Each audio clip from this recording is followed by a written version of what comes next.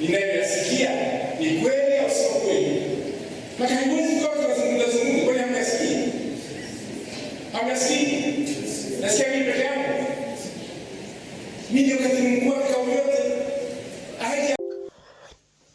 Aliyekuwa waziri wa mambo ya nje na ushirikiano wa kimataifa awamu ya 4 Bernard Membe ameitikia wito wa katibu mkuu wa CCM na kuomba Cyprian Musiba awepo. Amemuita Musiba muongo, mfitini, mzushi na asiye na heshima.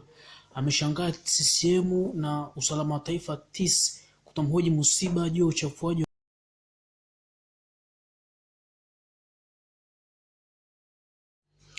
Membe amesema kutokana na taarifa anazoona kwenye mtandao na message nyingi zilizotumwa kwake, ameamua kutoa ujumbe huu kwa wote wanaomtakia mema.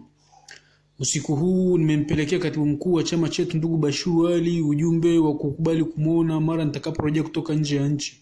Nimeshangazwa kidogo na utaratibu uliotumika kuniita, lakini kwa sababu ya ugeni kazini na kwa sababu namheshimu nitakwenda kumuona ofisini kwake. Wote tunajua kuwa mwanzilishi wa tuhuma zote dhidi yangu tunazoziona na kusikia kwenye vyombo vya habari mitandaoni ni Cyprian Musiba. Nimemuomba katibu mkuu Bashiru kuwa siku nitakayoenda kumuona Musiba awepo ili atoe ushahidi, kwa sababu mtoa tuhuma ndio mwenye wajibu wa kuthibitisha aliyoyasema. Mimi kama mtuhumiwa siwajibiki kufanya hivyo. Burden of proof ni ya Musiba. Mimi nitajibu mapigo atakapomaliza kutoa ushahidi mbele ya katibu mkuu. Membe ameendelea kusema, aidha alimwambia katibu mkuu kuwa nilitegemea kuwa mara baada ya mwanaharakati Uchwara kushusha tuhuma nzito kwa watu na viongozi wenye historia na heshima kwenye chama, mimi nikiwemo, Musiba anayelalamikiwa na wengi kuwa ni mwongo, mzushi, mfitiri na mtu asiye na heshima, angalitwa na chama na usalama wa taifa ili athibitishe madai yake na aonyo kwa utovu wake wa nidhamu na kwa kuchafua majina ya viongozi. Hilo halikufanyika, na mwanaume kwa kutumwa na kujituma anaendelea kuchafua watu. Mimi niliamua bado nitaendelea kukaa kimya kwa sababu chama na vyombo vya usalama ndivyo vinavyopaswa kumhoji Musiba.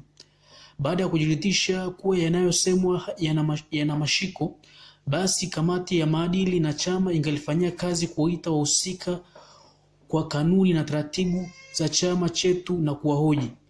Kutokufanya hivyo, nimemwambia katibu mkuu ndiko kuliko tufanye wengine tuanze kuamini kuwa sauti tunayoisikia ni yake Musiba, lakini akili si yake, ni ya kupewa na waliomtuma, wanaomlipa na wanaomlinda. Tuhuma nitungiwe mimi, halafu nitakiwe kuzijibu. Nikaamua kumpuuza na nitaendelea kufanya hivyo. Kumjibu Musiba ni kumpa heshima asiyostahili. Mpaka hapo nitakapokutana na katibu mkuu wa chama chetu na Musiba, tuvute subira. Nawapenda na kuwashukuruni wote mliotaka niseme neno. Bernard Membe.